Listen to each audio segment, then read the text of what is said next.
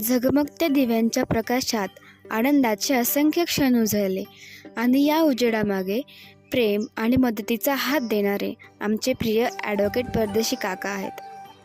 श्रावणबाळ आश्रमातील ही दिवाळी फक्त दिव्यांच्या प्रकाशाने उजळली नाही, तर हृदयांच्या वात्सल्य दिव्यांनी प्रकाशमान झाली.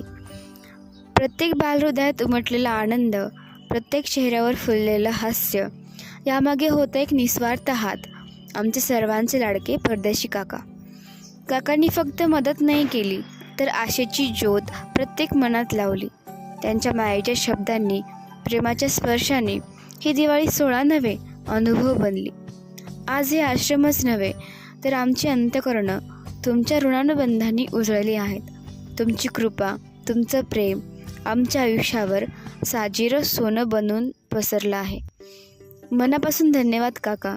तुमच्यामुळे कळलं, दिवाळी फटाके फोडण्यात नाही, तर हृदय उघडून आनंद वाटण्यात आहे. आणि तुम्ही हा आनंद आमच्या हातात दिलात.